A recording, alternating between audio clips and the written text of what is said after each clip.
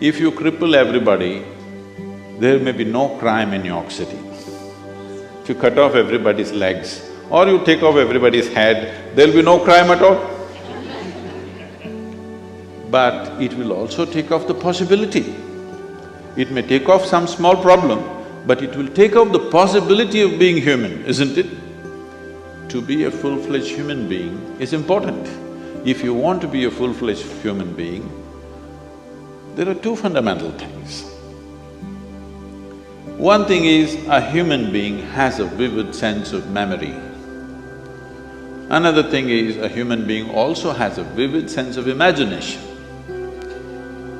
Whatever suffering you go through, you may call it stress, anxiety, tension, misery, grief, whatever you want to call it, essentially it is just this. You have still not figured how to handle your memory, how to handle your imagination. That's all you're suffering. What happened 10 years ago, you can still suffer, isn't it so? What may happen day after tomorrow, you already suffer. That means you are capable of suffering the non-existential. You are capable of suffering something that does not exist. I'm sure there are psychiatrists in the group, are they? Okay. This, even by medical definition, if somebody is suffering that does not exist, do they qualify? Do they qualify or no? They do qualify as patients, right? That's all I'm saying. I'm saying, if you start suffering something that does not exist, that means you even medically you qualify as a case. Case number whatever. Now, this is not a joke, because we are leaving human beings with education systems which will teach you everything about the world, not a thing about yourself. Trying to control this with fear, trying to control this with possibilities of punishment somewhere else, it's not worked. Anyway, people are doing what the hell they're doing, aren't they? Yes. It is time that we bring sense to the world.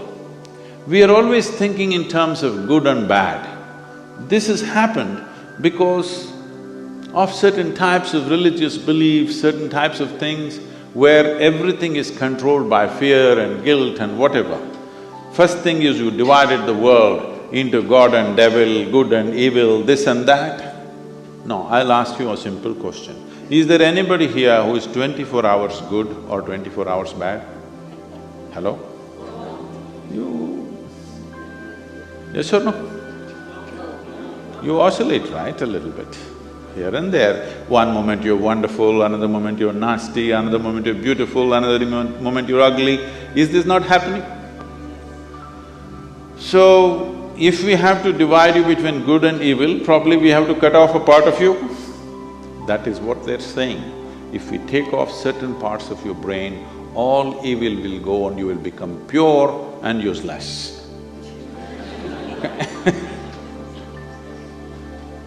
The biggest problem is we've been trying to produce good people. The world never tried to produce sensible and joyful people. We've always been striving to produce good people. And it's good people who are constantly at each other. It is always a good Hindu fighting a good Muslim, a good Indian fighting a good Pakistani, more good, more fighting, and a good American fighting good just about anybody.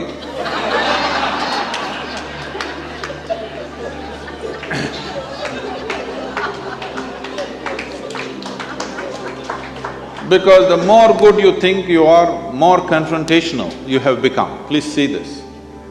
The more good you think you are, you naturally become more confrontational with just about anybody around you. If you think you're very good, how this has come to you in your mind is, you look at these people, she's not okay, she's not okay, she's not okay, he's not okay, he's not okay. Compared to all these people, I'm good, I'm very good means nobody is good. Nobody is okay. Nobody is okay is not a question of goodness, it's a question of madness.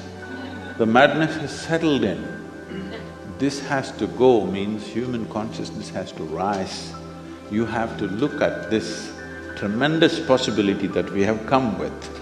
And is it true? Can you see me at least? Hello, everybody? Even if you're not listening, can you see me?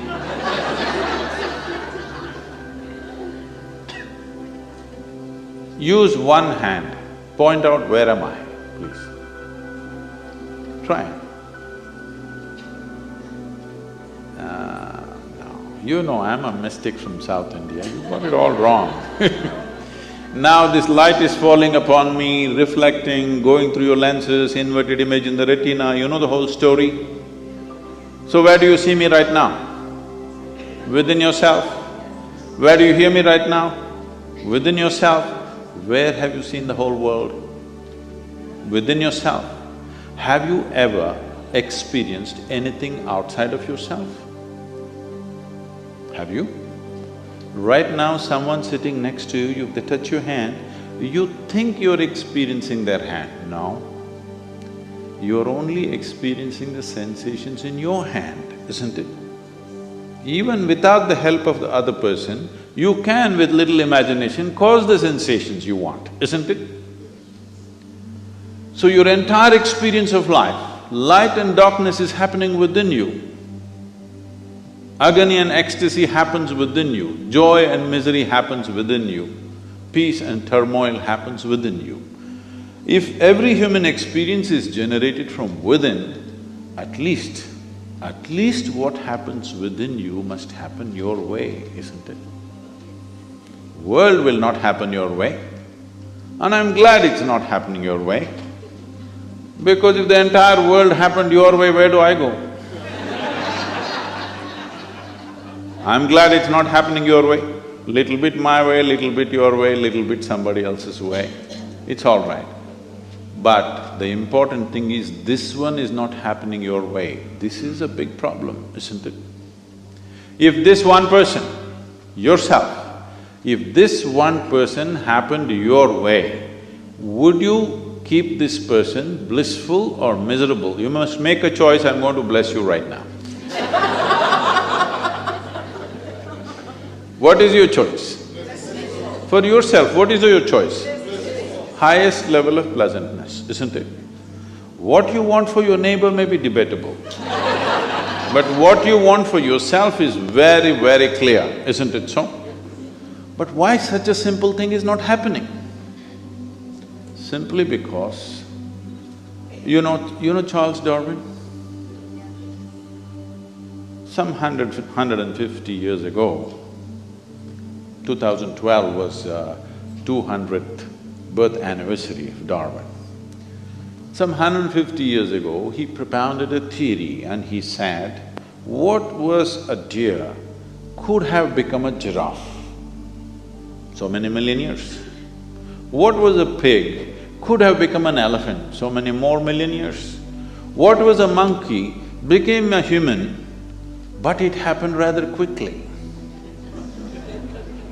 Yes, so quickly that anthropologists think there is a missing link. They're still looking out, I'm saying. Did anybody meet? Did you meet a missing link, I'm asking? No.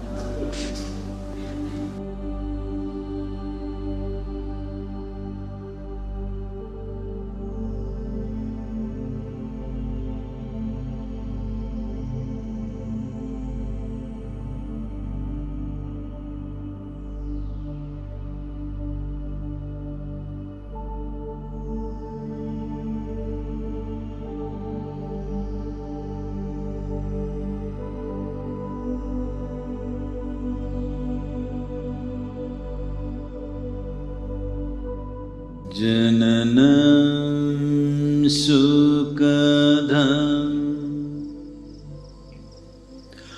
maranam karunam milanam maduram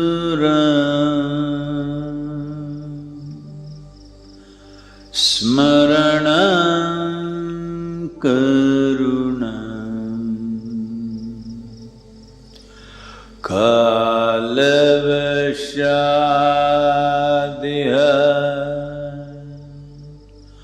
sakalam karunam samayadipate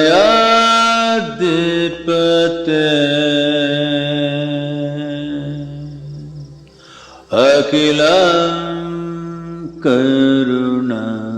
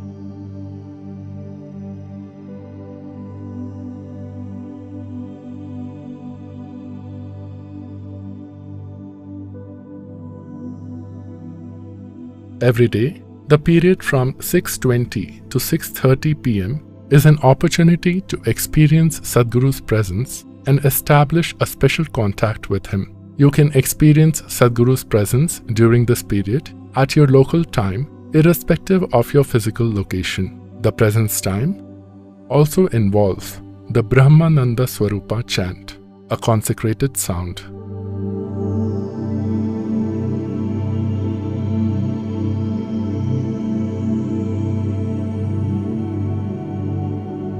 Here, the Yoga Center, we invested a certain amount of energy, a phenomenal amount of energy, that even if you're like a stone, we can shake your spine a little bit. We can have you reverberating, no matter who you are. If with little willingness if you come. If you come with unwillingness, we are willing to work with you. So we invested energies, and particularly for those of you who are little resembling rocks, I'm not saying rocks in a negative way, you know you're rock. That's not negative. You rock is just grammatically wrong, so I'm saying you are like a rock. Even if you are like a rock, well, we set up times of the day. Morning, evening, we set up times because many of you don't see a morning in your life. I'm not talking to those people who live here, we make sure they see the morning. Those of you who come from other places and those of you who are on the live stream, if you've not seen a sunrise, I don't want to disturb your lifestyle. So evening, 6:20, we have set a time. At that particular time, there is a certain concentration of energy. Particularly if you've been initiated, it'll be very strong. Even otherwise, if you use some kind of thought, emotion, image to get connected to this space, we can see that that particular time works for you as a strong presence. So, between 6:20 and 6:40, these 20 minutes, all this costs life. We've invested a certain amount of, certain dimension of energy. Whatever time zones you are, your local time, 6:20, morning or evening, you could become available to this. We will spend a few minutes in this presence. Keep your hands open, eyes closed, slightly upturned face. கண்ணு மூடி உட்காந்து கொஞ்சம் முகம் மேல் முகமா வச்சு கண்ணு மூடி உட்காந்துக்கலாம்.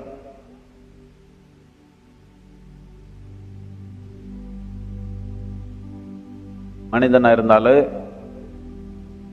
கொஞ்சம், அதுக்கு கம்மியா இருந்தாலும் பண்ணிக்கலாம். என்னதுக்கு என்ன, கொஞ்சம் பேர் அந்த சின்ன செடி மேலே ஏற உட்காந்துக்கிறாங்களா, அவருக்கெல்லாம் சொல்றேன் நான். கண்ணு மூடி உட்காந்துக்கலாமே, கொஞ்சம் பரிமாண செயல் நடந்துடும்.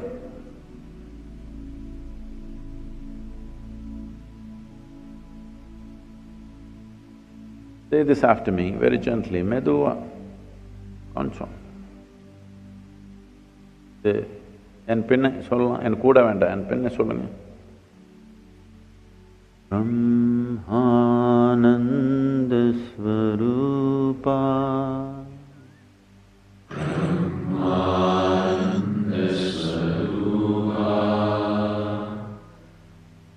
ஈஷா ஜகதீஷா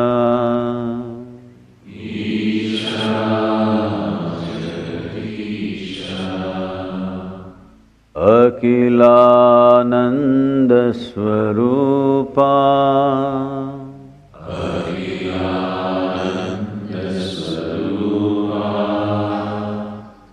ईशा महेशा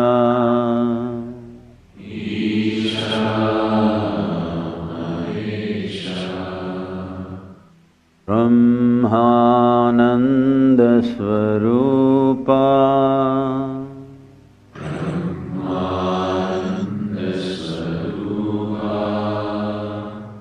ईशा जगदीशा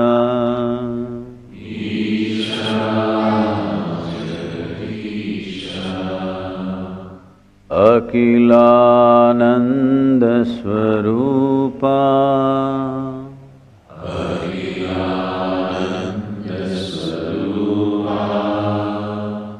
ईशा महेशा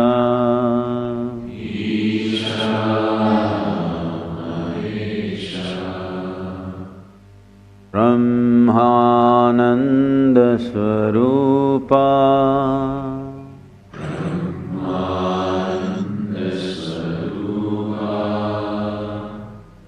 ईशा जगदीशा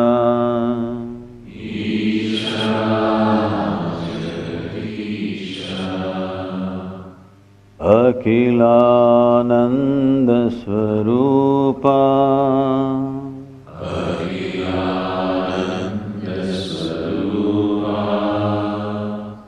ईशा महेशा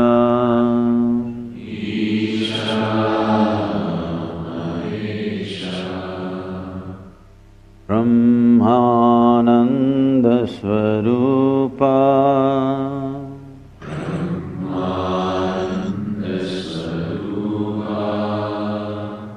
ईशा जगदीशा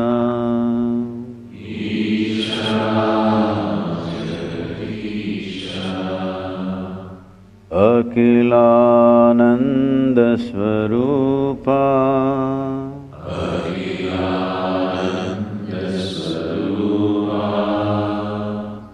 ईशा महेशा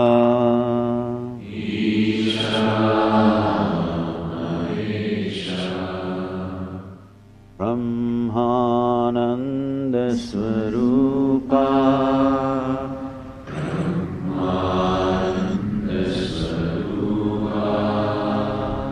ईशा जगदीशा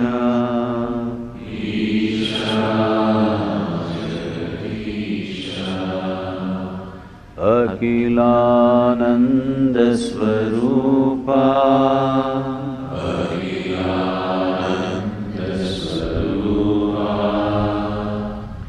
ईशा महेशा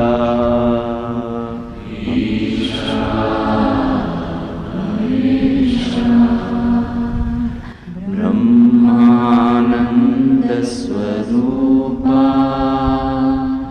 Isha Jagadisha Akhilananda Swarupa Isha Mahesha Brahmananda Swarupa Isha Jagadisha Akhilananda Swarupa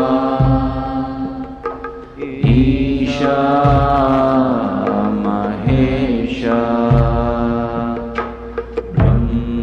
Brahmananda Swarupa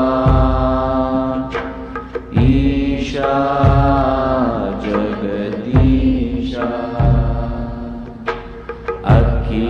Akhilananda Swarupa Isha Mahesha Brahmananda Swarupa Isha Jagadisha Akhilananda Swarupa Isha Mahesha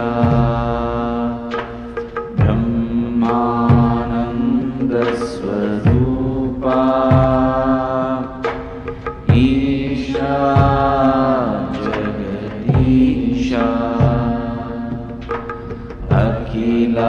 Akhilananda Swarupa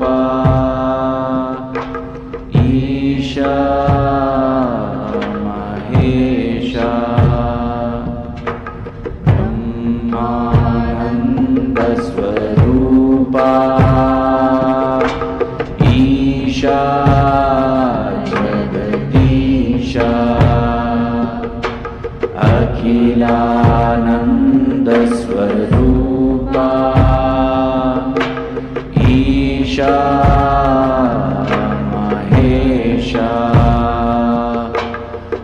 Mahesha Brahmananda Swarupa Isha Jagadisha Akhilananda Swarupa Isha Mahesha Brahmananda Swarupa Isha Jagadisha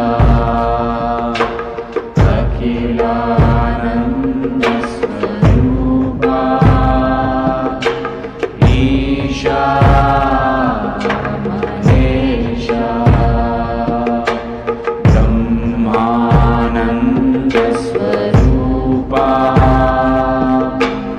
Isha Jagadisha Akhilananda Swarupa Isha Mahesha Brahmananda Swarupa Isha Jagadisha Akhilananda Swarupa Isha Mahesha Brahmananda Swarupa Isha Jagadisha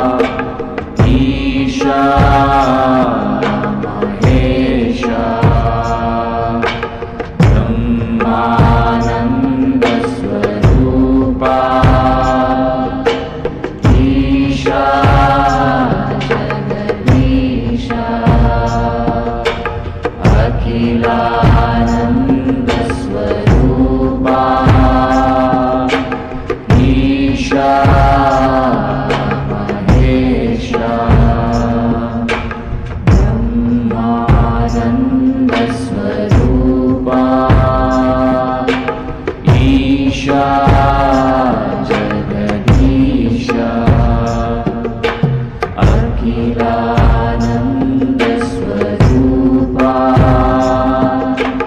Isha Mahesha Brahmanandasvarupa Isha Jagadisha Akhilanandasvarupa Isha Mahesha Brahmanandasvarupa Isha Jagadisha Akhilanandasvarupa Isha Mahesha Brahmanandasvarupa Isha Jagadisha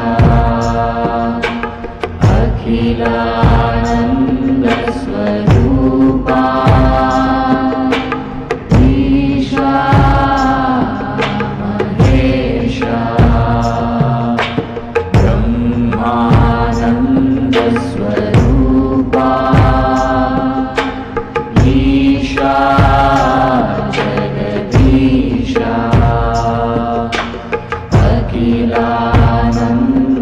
Akhilanandasvarupa Isha Mahesha Brahmanandasvarupa Isha Jagadisha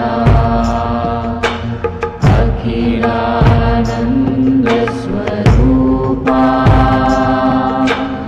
Isha Mahesha Brahmanandasvarupa Isha Jagadisha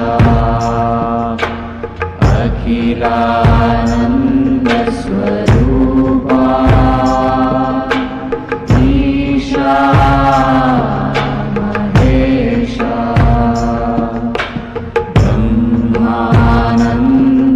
Brahmanandasvarupa Isha Jagadisha Akhilanandasvarupa Isha Mahesha Brahmanandasvarupa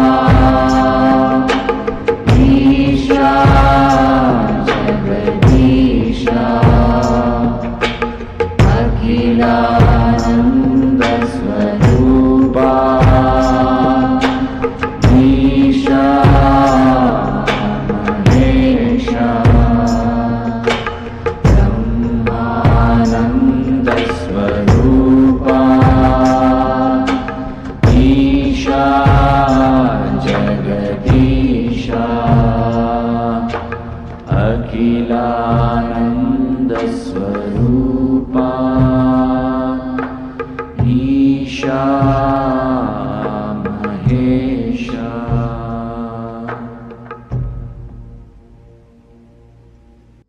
Keep your hands open, sit with a slightly upturned face, eyes closed.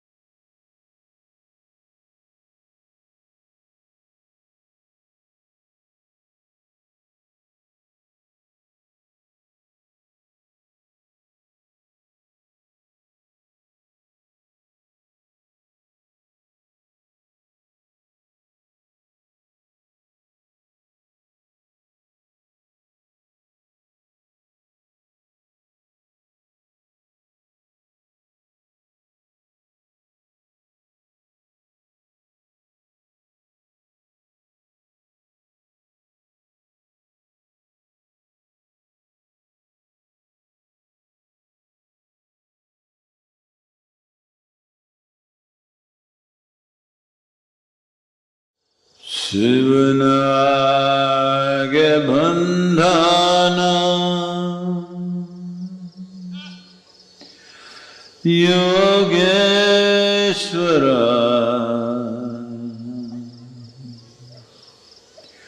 Shivanage bandhana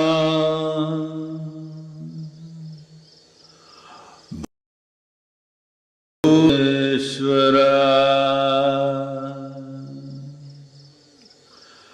Shivanage bandhana Lingeshwara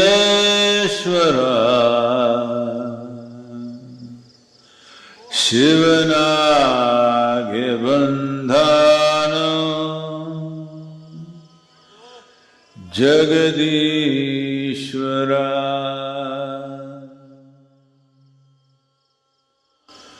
Bandhano Madheva Baharupiya Kandano Kandhano Ijiviya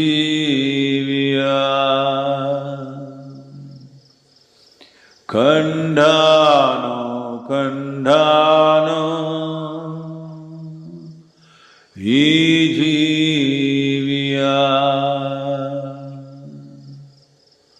Yanjiva Veundhano Shivarupiya Tandhano Tandhano Gnanamrita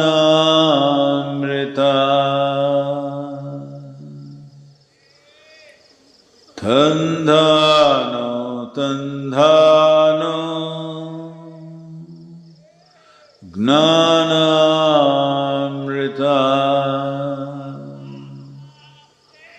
Tandhano Tandhano Gnanamrita.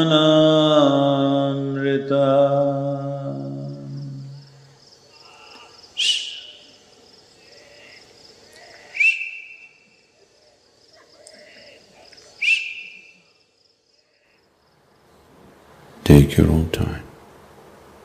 Take your own time. Slowly, very, very slowly. Open your eyes.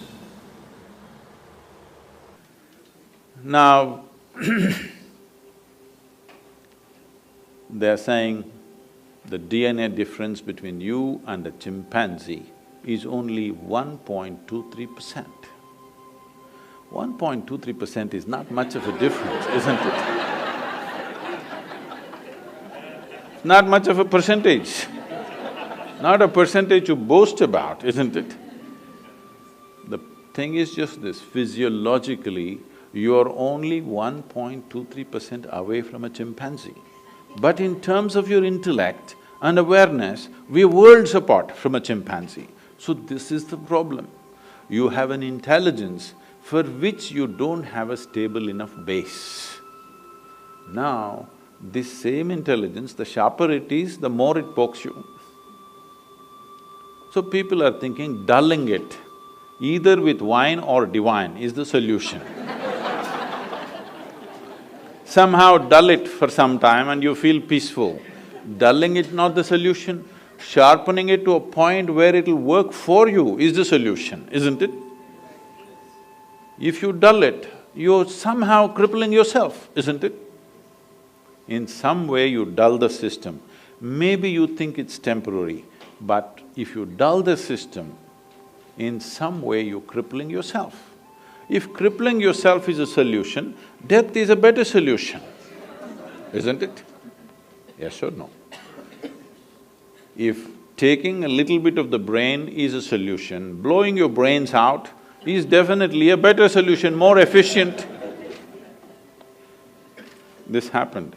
I was teaching a program in India and somebody stands up and she introduces herself. She says, "I've come from Singapore. In the last 2 years, I committed suicide 5 times. I said, stop. At this level of inefficiency, you are not getting anywhere.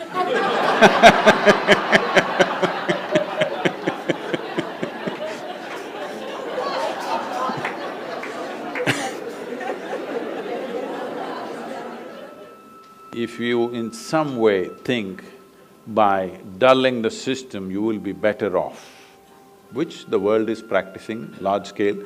Now you're saying in New York City it's 90%, I don't think so. But it's getting there, rapidly getting there in that direction. Drink will lose its draw after some time. More efficient things will come. Slowly, all things will get legalized when they can't control it anymore, please know this. Everything will get legalized, the moment they can't control it, they'll feel it's better to tax it and run the nation rather than investing too much on policing these things. So when these things happen, it is a question of crippling the human being in some way. Yes, it gives pleasure.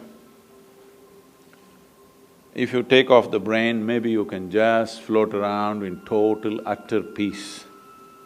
But all possibilities are also gone, isn't it? So this is happening to us because we have not understood the fundamentals of how to exercise our own intelligence. We have learned how to make a living, we have learned how to do things, we have learned how to go to the moon or even beyond. But we have still not figured how to manage our own system, isn't it? Even if you have a spacecraft, this is more complex than that? Yes or no? This is far more complex than that. And this does not mean, when I say this, I'm not just… I mean, all of you doctors, maybe you're thinking of exploring me pathologically. We're not talking about just lungs, liver, kidney, heart, spleen, whatever.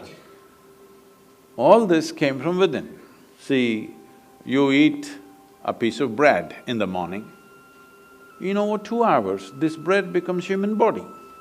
You know as doctors how complex each part of the body is, that you know it is so complex, that is why today if we have to go to a medical checkup, we have to go to 50 different doctors because for 50 different parts of the body. Slowly as you look at it closer and closer, you're realizing it's too complex for one person to grasp the entire thing, isn't it? Yes or no? Just 32 teeth, people are taking 9 years to understand what's happening in the mouth and they still don't know. Yes or no? Yes? Just to teeth, only 32, 9 years of study, and still we don't know all of it. We know pretty well, but not all of it, isn't it? So you are realizing it's so complex, but this complex mechanism, with what are you manufacturing? You eat a piece of bread, you eat a banana, you eat an apple, you eat whatever you want. Within few hours, it becomes this. So there is an intelligence here. There is an intelligence here which can make a banana into a human being, yes or no? Suppose I took a banana in my hand and transformed this into a human being, who do you think I am? Who is this, huh?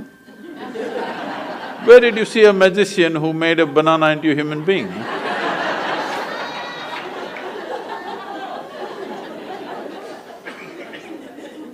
What is this? Only Creator could do this, isn't it? But every one of you are doing this every day. Only thing is, you're doing it unconsciously. If only a drop of this intelligence entered your life in a conscious form, you would live magically, not miserably. Life wouldn't be a struggle, it would be an ecstatic breeze. This happened. In 1924, there was a bishop in Istanbul who is from the Orthodox Greek community. You know, the Orthodox Greek community have their own pope in Istanbul. They believe they are the only real Christians, the rest are no good. So they have their own pope and they have their own stuff going. Being on the Silk Route, exotic stories from India keep wafting across the Bosphorus too often. So he heard so many magical stories. And he always wanted to go to India, but being a man of cloth, he couldn't decide where he goes. So when he was over 60 years of age, when he semi-retired, he got the opportunity to come to southern India. So his longing was to meet a yogi, he wants to meet a mystic, a genuine one, not the tourists who came to Istanbul and claimed. He wants to meet a real one. So somebody told him, you go up this mountain, and they gave him some landmarks. There in front of a cave, there will be a yogi sitting. That's the man you're looking for. So he found his way up, he was not built for mountains. So he huffed and puffed and went up. Mountain is one place where you can't deceive yourself of your age.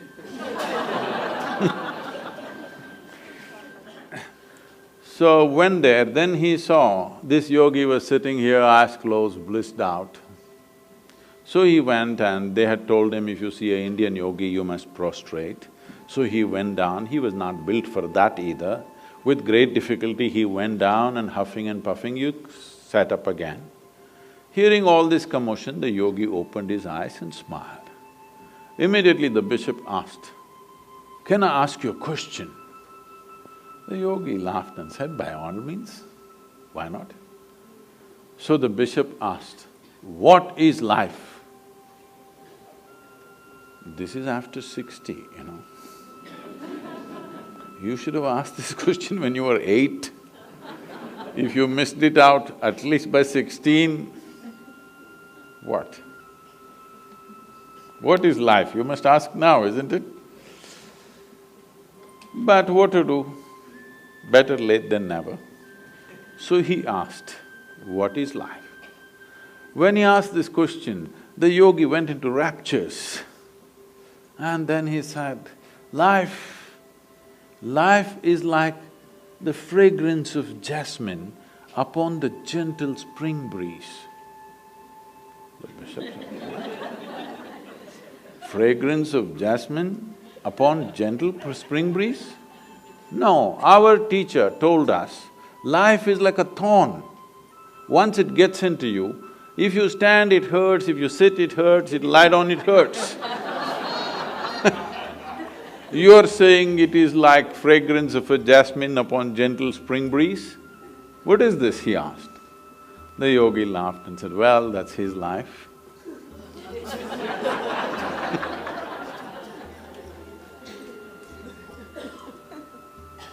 The experience of your life is entirely generated from within, is that so? What is being generated from within must be happening your way. Must happen your way, isn't it? But right now, just about anybody can make you happy, make you unhappy, make you miserable, make you frustrated, make you angry, make you so many things. This means you're in a very deep state of slavery. Somebody decides what should happen within you, not even around you. What should happen within you, somebody decides. This is a terrible state to be in, isn't it? Because we have not taken charge of this fundamental thing. Something so tremendous has been given to us, but we are busy. We read one piece here, one piece there, we read one tidbit from this scripture, another tidbit from that scripture, and self-help book, this book, that book, all tidbits. But it's not working here and there in small way.